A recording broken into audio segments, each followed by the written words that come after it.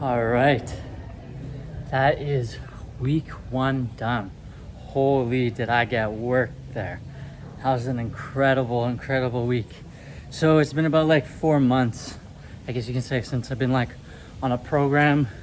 I've been following something, and man, I'm just coming out. I just did the optional. So my program consists of doing 3 days of work and an optional day. I said the optional day. So what I said to my coach is, I want something that I can surf and work out at the same time. Now, there's been rain all this week, so if you go in the water with rain, it's really not that clean. So this week I've just done the work, and so on Friday, or I guess it was Thursday, I did my first leg day back. And I remember just like at my trainer in my mind, I was like, damn, dude, you're working me right now. You're working me. But it was like it's actually really positive. And so I did my leg day, and yesterday and the day before, I literally walked out of here like a cowboy. I was like every step, it was like so hard to lift my legs. I have this thing called the squatty potty.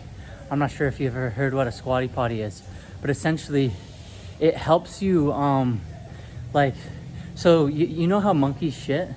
Like they go in like a squat position to take a shit. And I'll set it up right here. Show you. I'll give you a visual right now. Check it out. They do that, right? But that is such a good position for our digestive system. So essentially, if you look at this, that's what a squatty potty does, is it helps you basically shit better. And so I remember 2 days ago, I went to go take a shit and lift up my legs, and my legs wouldn't lift. And I was just like, I'm actually too sore to even use my squatty potty. And so yesterday I floated, I've stretched, and I went and got a leg massage as well, just to like get all the lactic acid out of my legs. And man, this week has worked me, but I can feel it. So all these exercises that I'm doing is really helping me become stronger at my surf muscles. And this is something that I want to ask you right now. Like, what are your fitness goals? What are you trying to work towards? Like, what's your ideal body? What's your ideal state? What's the ideal state that you want your body in? And there's a reason why professional athletes hire trainers, is so that they can decode the movements, get the trainer to decode the movements, and then isolate weaknesses and then strengthen them. So I've been doing all these workouts to supplement me paddling on the board, popping up on the board, strengthening my hip flexor, strengthening my QL muscles, my lats, my shoulders. I'm doing wrist workouts, and all this is helping me with my surf. And what would be so cool is like to see how my surf progresses.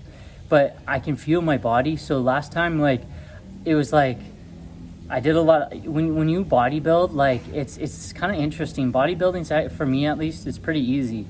Like, you just go in there, you throw on a podcast, and you just lift the weights. You don't really think. You're kind of thinking about your movements. You're kind of isolating it. But very quickly it goes unconscious.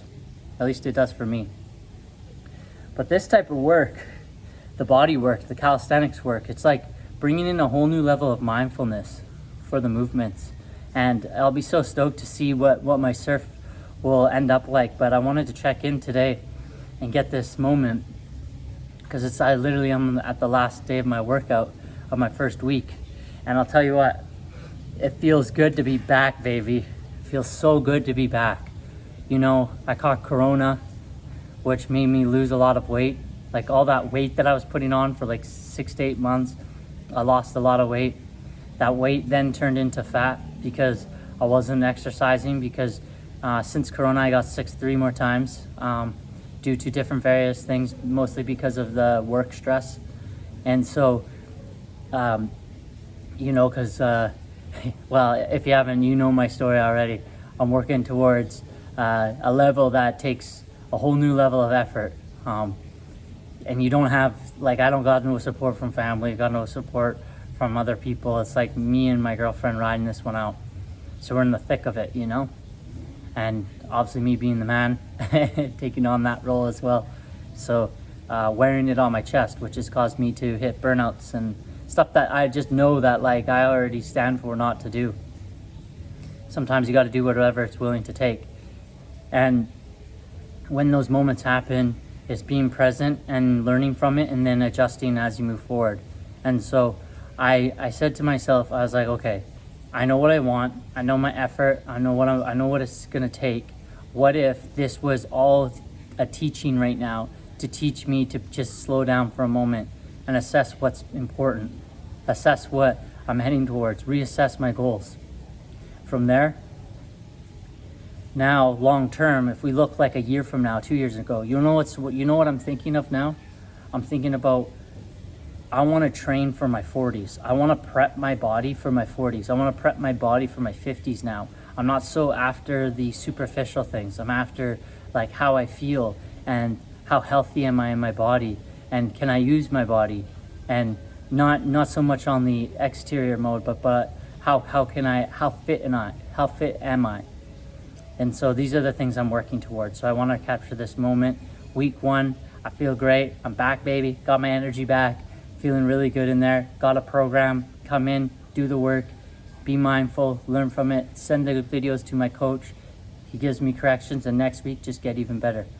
So have a fun and get out there, get into the gym, get outside, run around, do whatever it is you got to do to get that body moving.